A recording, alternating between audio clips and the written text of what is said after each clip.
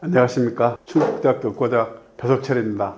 오늘 인문학 시간에는 어떻게 퍼즐을 맞출 것인가 라는 제목을 가지고 여러분과 함께 얘기를 해보도록 하겠습니다. 이제 현대 이 과학은 다양한 분야가 있지만 대표적인 분야들 이렇게 물리학, 화학, 생명과학 이런 식으로 제가 아는 대로 정리해 봤습니다. 그런데 그 물리학을 연구하는 사람들이 연구를 하다 보면 그 부족한 부분을 만나게 되면은 그럴 때 화학에서 배워옵니다. 그리고 생명과학을 연구한 사람들도 연구하다 보면 이 화학에서 배우고, 이 화학도 물리학에서 배우고, 생명과학에서 배우고, 또 물리학은 수학에서 배우고, 생명과학도 수학에서 배우는 바가 굉장히 많습니다. 그러니까 다양한 학문 분야가 서로 굉장히 긴밀하게 교류를 하고 있는 것입니다. 왜 이런 일이 생길까요? 전혀 다른 그 시각에서 연구된 학문들이 지금 교차하고 있고 겹쳐지고 있는데, 그것은 만약에 그러한 연구가 진실이라면 그러면 우리는 하나의 세계 속에 살고 있기 때문에 그 모든 것은 하나의 이론으로 통합돼야 되는 것입니다. 그러니까 왼쪽이 맞고 오른쪽이 맞으면은 왼쪽과 오른쪽은 사실은 같은 것의 다른 시각에 지나지 않는 거죠. 그래서 이런 연구들이 다 겹쳐져 있다. 그것은 그 인류의 문명이 올바른 방향으로, 그러니까 무너지지 않는 계단을 딛고 나아가고 있다 하는 그런 증거가 되는 것입니다. 그런데 이제 그 중에서도 특히 양자역학하고 상대성 이론은 굉장히 특별합니다. 왜냐하면 이 물리학의 한 축을 형성하고 있는 양자역학은 원자 내부라고 하는 극미 세계를 관찰하는 것입니다. 그래서 원자가 어떻게 생겼고 그 안에서 어떤 변화들이 일어나는지를 연구하는 것이죠. 거기에 비해서 상대성 이론은 이 우주의 그 원리를 탐구하는 것입니다. 예를 들면 어떤 우주선이 빛의 속도로 움직이면 어떻게 될까? 또 무한히 먼 거리 이 사이에 작용하는 힘은 어떤 것이 있을까? 이런 것들이 우주를 생각하는 것, 원자 속을 생각하는 것, 전혀 다른 분야라고 할 수 있죠. 그런데 만약에 이 양자역학과 상대성 이론이 정말 자연의 그 원리를 담고 있는 그런 원리를 정확하게 표현하는 학문이라면은 사실은 우리가 살고 있는 자연은 하나이기 때문에 같은 것을 말해야 됩니다. 근데 이제 하나는 너무 작은 세계, 하나는 너무 큰 세계니까 이게 어울릴 것 같지가 않죠. 근데 이것을 처음으로 대통합한 사람이 있습니다.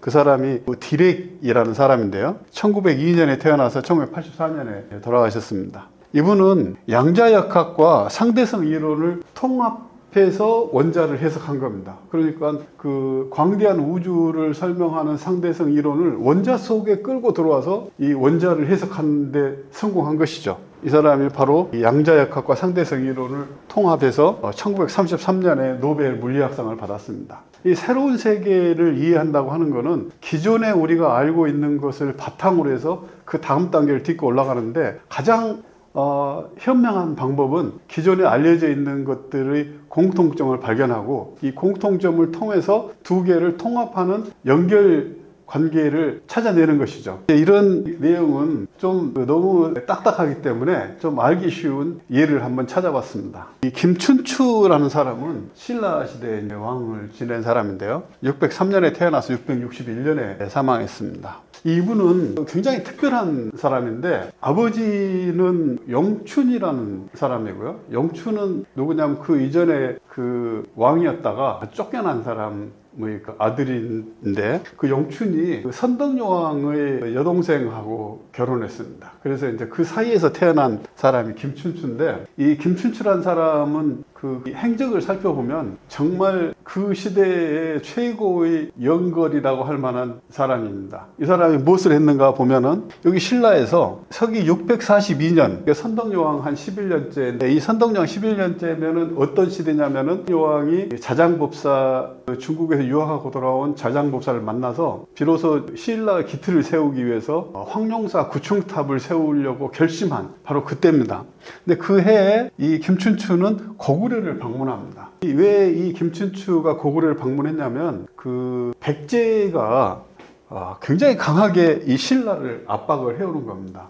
근데 영토를 보면 백제는 이렇게 있고 신라는 이렇게 있습니다. 근데 원래는 신라 땅은 이렇게 해서 이 오른쪽이었거든요. 근데 위로 많이 올라가고 왼쪽도 차지했습니다. 특히 요 신라 신라가 차지한 그 한강 유역은 신라에게 극도로 중요한 땅이었습니다. 왜냐하면 중국이 여기 있고 문물을 교류하려면 여기서 이렇게 가면 되는데 이 땅이 없으면 이렇게 돌아가야 되거든요. 그러니까 신라는 이 땅이 엄청나게 욕심이 났던 거죠. 근데 이제 이 고구려가 신라를 계속 압박하고 백제도 압박하니까 신라가 백제하고 동맹을 했습니다. 유명한 나제 동맹이라고 하는 동맹을 맺어서 고구려를 공격합니다. 근데 그때 당시에 고구려는 사실 그 강력한 나라였기 때문에 백제나 신라가 연합해서 공격한다고 해도 충분히 그 공격을 막아낼 힘이 있었습니다. 근데 문제는 저 북쪽 지방에 갑자기 덜골이라는 세력이 일어난 거예요. 이 덜골이 여기서 이렇게 북쪽을 지배하면서 커하면서 이 고구려를 위협하고, 그래서 고구려는 사실은 많은 병력을 북방 그 국경에 배치를 해야 됐습니다. 그러니까 남쪽이 허약해지죠. 그 틈에 이 백제와 신라는 이 땅을 다 찾은 겁니다. 근데 이제 백제와 신라가 연합을 했기 때문에 그러면은 전쟁에 이겼으니까 땅을 나눠야 되겠죠. 근데 이제 그 신라가 갑자기 백제를 공격한 겁니다. 그래서 백제는 갑자기 신라의 배신을 당한 셈이 되죠. 그래서 이 땅을 백제가 뺏겼습니다. 근데 이 땅은 백제로서는 꼭 지켜야 될 땅이에요. 왜냐하면 바로 원조 그 왕이 처음 백제를 도읍한 곳이 여기거든요. 그러니까 백제로 볼 때는 성지나 다름없는 땅을 그 신라한테 뺏겼기 때문에 어떻게든지 여기를 찾아야 되겠다고 하는데, 그 전쟁에서 백제 왕이 사망하기도 하고는 그런 아주 처절한 시기가 있었습니다. 이제 그런 상황에서 백제가 이 왕까지 전쟁에 죽고 하니까 이게 결국 참지 못하고 신라에 무제한 압박을 가하기 시작하니까 신라가 굉장히 위태로워졌습니다. 그 위태로운 지경을 극복하기 위해서 여기서 김춘추가 고구려를 간 겁니다. 고구려는 당시 그때 연개소문이 지배하고 있었는데 가서 이제 그 우리하고 연합을 해서 백제를 좀 막아달라 이렇게 얘기를 한 거죠. 근데 이제 고구려 입장에서 볼 때는 이 말을 들어주기가 아주 어려운 거예요. 왜냐하면 고구려가 옛날에 이 북쪽 지방을 지키기 위해서 병력을 이렇게 빼돌렸을 때 이 뒤통수를 쳐가지고 이렇게 땅을 뺏어가 놓고 이제 와서 이제 백제가 쳐들어오니까 이 신라를 지켜달라 그러면은 고구려에서는 그 말을 들어주기가 쉽지 않죠. 그러니까 이 고구려에서는 요 그때의 위기를 틈타서 뺏어간 땅을 돌려주면 우리가 도와주겠다. 이렇게 뭐 그럴듯한 얘기죠. 근데 이제 신라 입장에서는 정말 어렵게 그 빼앗은 땅을 고구려한테 그냥 내준다는 것은 너무 아깝고, 그래서 도저히 안 된다. 그래서 결렬이 됐습니다. 결렬되니까 이 김춘추를 연개소문이 가둬버린 거예요. 그래서 이제 사신으로 왔지만 사실은 옛날에 우리가 싸웠던 서로 적국인데 고구려 영탐하러 온 것이 아니냐. 그래서 가둬버렸어요. 그러니까 이제 김춘추는 굉장히 난처하게 됐죠. 그때 이제 김춘추가 거기를 탈출하게 됩니다. 어떻게 탈출했을까요? 그 김춘추의 뇌물을 받은 사람이 이 아주 꾀가 많은 사람을 이제 통해서 김춘추에게 탈출할 수 있는 비결을 가르쳐 주는 거예요. 그건 역사 속에 뭐라고 남아있냐면은 구토지설이라고 합니다. 구는 거북이 구고요. 토끼는 토끼입니다. 그러니까 거북이와 토끼의 이야기를 이게 들려주는 거죠. 여기 보시면 이거 그림만 봐도 아시겠죠? 거북이가 토끼를 업고 있잖아요. 그래서 이제 거북이가 육지에 나와서 토끼를 잡아가지고 용왕한테 데려갔는데, 그때 토끼가 영궁에서 죽었습니까? 살았습니까? 탈출했죠. 어떻게 탈출했는지 아세요? 내 간을 내놓고 말려놓고 있는데, 만약에 내 간이 필요하고 그렇게 중요한 것이라고 미리 말을 했으면 내가 간을 가져왔을 텐데, 간을 말려놓고 있는데 갑자기 나를 데려와 버리니까 내가 미처 간을 못 가져왔다. 나를 놔주면 내가 간을 갖다 주겠다. 그리고 나는 간이 꼭 있어야 되는 동물도 아니다. 근데 용왕님은 간이 꼭 필요하고 나는 간이 없어도 이렇게 잘 살고 있는데 그 간 하나 못 갖다 바치겠느냐. 이렇게 하니까 용왕이 반신반의하고 토끼를 영국에서 풀어줬다는 얘기 생각나시죠? 이 얘기를 이 김춘추에게 전해준 거예요. 그러니까 김춘추가 거기서 힌트를 얻고 깨달음을 얻은 거죠. 그래서 내가 나를 풀어주면 나한테는 별 중요하지 않지만 고구려에는 중요한 거를 내가 주겠다. 그러니까 고구려에서 이미 김춘추가 뭐 왕도 아니고 나중에 왕이 될 것 같지도 않은, 김춘추는 왕이 될 자격이 없었어요. 그때 당시에. 보통 신라에서는 부모가 양쪽이 다 왕인 자손이 왕이 될 수 있는 자격이 있었거든요. 근데 김춘추의 아버지는 훈이에요. 용추는 왕이 아니었어요. 그러니까 그 왕이 될 자격을 못 갖춘 사람이죠.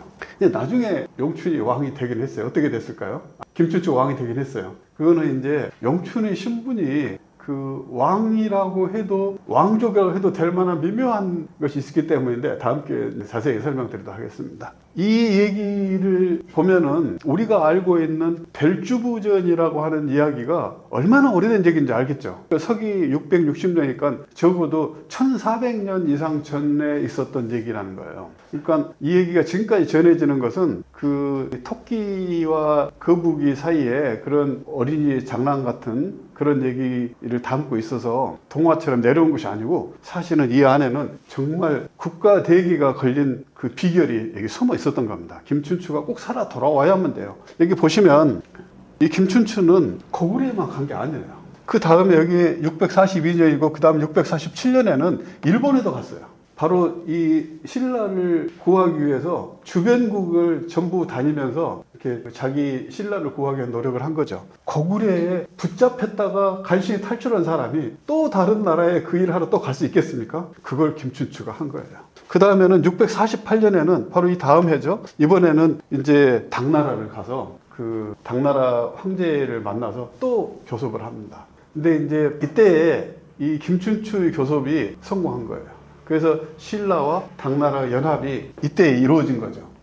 우리 한반도 입장에서 볼 때는 그 당나라라고 하는 중국 세력이 그 삼국 시대에 개입한 것은 굉장히 가슴 아픈 일이긴 하지만 이게 망할 위기에 처해 있는 신라 입장에서 볼 때는 살아남아야 되는 절대절명의 순간에는 이 김춘추 같은 사람은 뭐 그 꼭 필요했던 거죠. 근데 이제 그 별주부전을 보면 그 여기 영왕의 병이 들었습니다. 이 병이 들어서 이 토끼 간밖에 영왕을 고칠 수 있는 약이 없는데 누가 가서 토끼를 잡아오겠느냐. 근데 그 토끼 간이 또 생간이어야 돼요. 그러니까 살아있는 토끼를 잡아와야 되는 거예요. 그래서 이제 거기 가서 잡아올 수 있는 그 물속에서 사는 동물은 거북이밖에 없으니까 거북이가 나서게 된 거죠.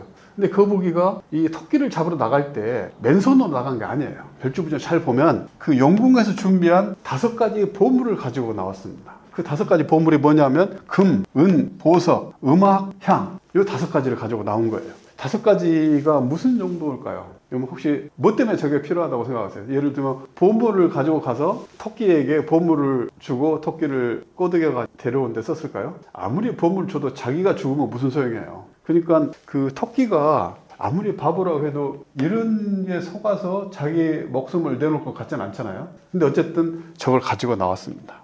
근데 나와서 이 거북이가 토끼를 만나서 이렇게 영궁으로 데려갔거든요. 근데 이 과정을 생각해 보면은 그냥 거북이가 토끼를 잡아갔다고 하면은 간단하지만 조금만 생각해 보면 이게 좀 이상한 구석이 있습니다. 뭐냐면 거북이가 토끼를 어떻게 찾았을까요? 이제 거북이는 물속에 사는 동물이에요. 그러니까 밖에 나와서 토끼를 만났을 리가 없거든요. 그러니까 토끼 초상화를 어떻게 보고 그림을 비슷하게 그렸겠지만 그 그림 그리는 화공이라고 해도 토끼를 본 적이 없을 것이고 그 다음에 이 토끼는 겁이 많은 동물이에요. 그러니까 누가 와도 숨어있지 나와서 얼쩡거리는 그런 동물이 아니거든요.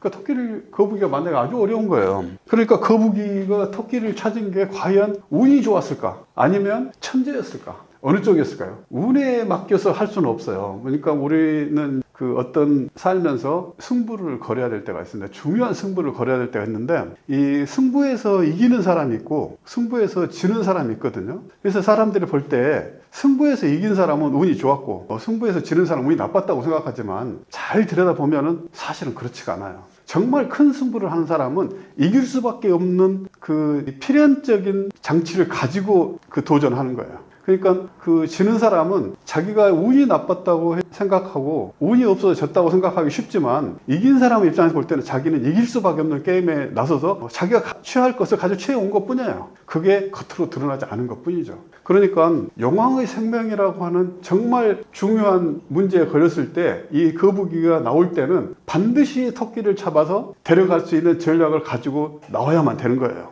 그냥 운이 좋았다고 생각해서는 이 이야기 속에 중요한 숨겨진 의미는 찾을 수가 없는 거죠. 한편으로는 토끼는 왜 거북이를 따라갔을까? 거기는 위험한 곳이라는 걸 다 알 수 있어요. 적어도 물속인지 어딘지는 알 수 없지만 거기는 적국이에요. 그러니까 보통 이제 자기한테 친절을 괜히 베푼 사람은 좋은 의미로 다가오지 않는 경우가 많죠. 토끼라고 그걸 몰랐을 수 있겠어요? 그러니까 토끼는 바보였을까요? 바보니까 오라 그러면 오고 가라 그러면 가고 그랬을까요? 나중에 토끼가 내 간을 꺼내놓고 왔으니까 나를 보내주면은 간을 갖다 주겠다고 말한 걸 보면 토끼는 비범한 존재예요. 그렇게 비범한 존재가 어떻게 거북이를 따라가는 그 위험한 일을 하게 됐을까요? 이런 것들이 이 별주부전 안에는 가려져 있는 거예요. 그러면은 이런 문제들을 우리가 어떻게 하면은 이해할 수 있을까요? 이 토끼하고 거북이 나오는 그 이야기가 별주부전만 있는 게 아니에요.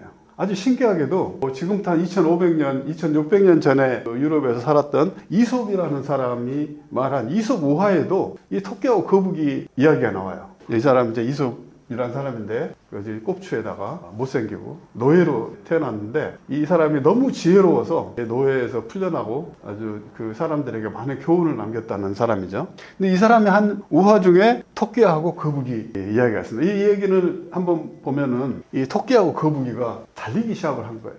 근데 이제 이 토끼가 앞에 가고 거북이는 느리니까 뒤에 따라가겠죠. 근데 한참 가다 보니까 토끼가 여기서 자고 있어요. 그래서 이제 자고 있는 토끼를 지나서 거북이가 이렇게 와서 이겼다 하는 내용이 그 이솝 우화의 내용이죠. 이 이야기를 보면은 이것도 좀 이상해요. 왜냐하면 그 토끼하고 거북이가 달리기 시합을 하면은 우리가 어떤 그 시합을 할 때는 어느 정도 상대가 돼야 하는 거예요. 예를 들어 토끼 입장에서 볼 때는 이 게임에서 지면은 자손 만대의 그 우스갯거리가 되는 거예요. 이기면 뭐가 있어야 할 거 아니에요. 토끼가 거북이를 이겼다서 무슨 자랑거리가 되겠어요. 그러니까 이겨도 자랑거리가 되지 않고 지면은 그 만대의 웃음거리가 되고 이런 경주를 토끼가 왜 하냐고요? 이상하죠. 근데 토끼가 왜 그때 또 잠을 잤을까요? 원래 토끼는 그렇게 낮잠을 자는 동물이 아니에요. 토끼는 약한 동물이기 때문에 항상 경계를 하고 있죠. 토끼 귀가 크잖아요. 멀리서 들려오는 바스락 소리도 듣고 번개처럼 도망가기 위해서 경계심이 큰 동물인데 달리기 시합을 하다가 잠을 잔다는 거는 좀 이상하지 않으세요? 아무리 우하지만 그래도 이렇게 그 앞뒤가 맞아야죠. 이거를 토끼는 왜 거북이와 달리기 시합을 했을까? 이 질문을 좀 바꿔봐야 돼요. 질문 어떻게 바꾸냐면 토끼는 왜 거북이와 달리기 시합을 할 수밖에 없었을까? 이런 그 균형이 맞지 않는 어떤 일이 벌어질 때는 그런 일이 벌어질 수밖에 없는 이유가 이면에 있다고 생각을 해야 돼요. 토끼가 바보니까 거북이하고 한테 이런 게임을 했다고 하면은 그러면 아무것도 얻을 수가 없어요. 토끼는 현명한 꾀가 많은 동물인데 그럼에도 불구하고 이 달리기 시합에 나설 수밖에 없는 이유가 있었을 것이라고 생각할 때 이 이야기를 이해할 수가 있어요. 토끼가 왜 그때 잠을 잤을까? 이 질문도 토끼는 왜 그때 잠을 잘 수밖에 없었을까 하는 질문으로 바꿔야 돼요. 이렇게 질문을 바꿔놓고 보면 그러면 답을 찾을 수 있는 가능성이 생겨요. 과연 이런 얘기가 별주부전하고 어떤 관계가 있을까요? 이 거북이가 영국에서 나올 때 그냥 나온 게 아니라 그랬죠. 금, 은, 보석, 음악, 향을 가지고 나왔어요. 그래서 이제 거북이가 토끼를 만나려고 하는데 토끼 입장에서는 토끼를 찾으러 다니기는 아주 힘들어요. 왜냐하면 자기는 원래 산을 다닐 수 있는 동물이 아니에요. 그러니까 토끼가 그냥 자기 앞에 와주면 좋은 거예요. 어떻게 자기 앞에 나올 수 있을까? 그래서 토끼는 이런 금은 보석을 이런 상으로 걸고 산에 있는 동물들에게 달리기 시합을 열었을 수도 있어요. 그러면 동물들이 전에 한 번도 없었던 그 시합이 열리니까 이제 달리기 좀 한다는 동물들은 다 나오겠죠. 근데 이제 거북이가 알고 있는 건 뭐냐면 토끼는 산중에서 겁이 많고 맨날 숨어 있지만 달리기 하나만은 잘한다. 왜냐하면 맨날 도망다니면서 살기 때문에 토끼보다 달리기 잘하는 동물 없다. 이런 거는 이제 배워가지고 달리기 시합을 토너먼트로 열고 그 토너먼트에서 1등을 한 동물하고 이 거북이가 마지막에 기념 경주 시합을 하나 하는 걸로 이렇게 시나리오를 짜서 달리기 시합을 했더니 산에 있던 동물들이 다 나온 거죠. 근데 그때 이 토끼 입장에서 한번 생각을 해보면은 그 달리기 시합은 토끼 일족에게는 천재이루의 기회인 거예요. 왜냐하면 산중에서 가장 약한 동물로 맨날 도망만 다니던 동물이 이제 수많은 동물들 앞에 우리도 그 타고난 남들 못지않은 재주를 가지고 있다. 그 재주는 뭐냐? 달리기 하는 재주다. 이거를 세상에 내보일 수 있는 천재이루의 기회이기 때문에 토끼가 여기 나온 거예요. 토끼가 나와서 이제 1등을 하니까 그 다음에 거북이하고 마지막 이제 이 운동회의 마지막 그 뭐랄까요? 그 하나의 피날레를 쇼가 되겠죠. 이게 거북이하고 토끼가 이렇게 같이. 근데 이제 여기에 이 거북이 입장에서는 필승의 카드가 있어야 돼요. 이제 토끼를 만나는 게 중요한 게 아니고 토끼를 반드시 영궁으로 데려가야 돼요. 근데 무슨 말로 꼬드겨도 토끼는 제 발로 갈 동물이 아니에요. 꾀도 많고 겁도 많고. 그러니까 얘를 잠을 재워서 끌고 가야 돼요. 그러니까 여기 향이 뭐냐면 이게 약이에요. 옛날에는 향을 약으로 썼어요. 아마도 수면제였을 가능성이 많아요. 그러니까 이제 출발하기 전에 우리 기념으로 술 한 잔씩 마시고 뛰자 해서 이제 술을 마시면서 술에다가 수면제를 탔을 수도 있죠. 근데 이제 사실은 그 자리에서 잠이 들면은 거북이가 토끼를 얻고 물속으로 들어가 버리려고 했는데 이게 이 경주를 아마도 바닷가에 있는 모래밭에서 출발하는 경주였겠죠. 왜냐 그래야 거북이가 토끼를 얻고 빨리 물속으로 들어갈 수 있으니까. 근데 이제 물속에 있는 동물들이 먹는 수면제 약하고 양하고 산에서 뛰는 동물들의 수면제 양이 용량이 안 맞는 거예요. 그러니까 이게 토끼가 금방 잠이 안 드는 거예요. 그래서 이제 거북이는 황당하죠. 이놈이 잠을 들어야지 얻고 갈 텐데. 그런데 경주는 시작을 해버렸어요. 그래가지고 토끼는 저 멀리 가버리고 거북이는 아이고 여태까지 한 고생이 전부 헛수고가 됐구나 하고 이제 그 안타깝고 실망한 마음으로 이제 걷고 있는데 가다 보니까 토끼가 자고 있는 거예요. 나무 밑에서. 이제 수면제 약효가 바로 여기서 발효가 된 거죠. 그러니까 어때요? 거북이가 토끼를 얻고 결승선으로 들어오죠. 그러니까 이제 주변에서 그걸 보고 있던 동물들 마구 박수를 치면서 그 의로운 거북이가 토끼가 잠들어 있는데도 저렇게 데리고 결승선까지 같이 들어가는 정말 우정 어린 시합이다 하고 이제 생각을 하고 막 박수를 보내고 있는데 거북이는 토끼를 업고 그대로 영궁으로 가버리죠. 이렇게. 그래서 이 과정을 보면은 토끼하고 거북이가 어떻게 만나고 어떻게 토끼가 거북이를 따라서 영국에 가게 됐는지를 약간은 이해할 수가 있어요.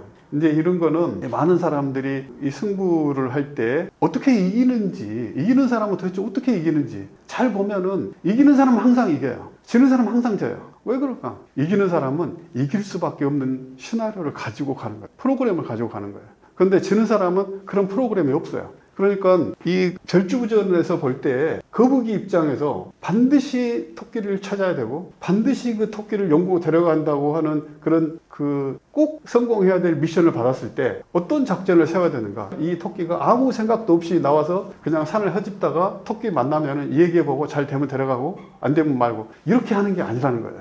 이 두 개의 이야기는 사실은 원래 하나의 얘기였을 가능성이 굉장히 많아요.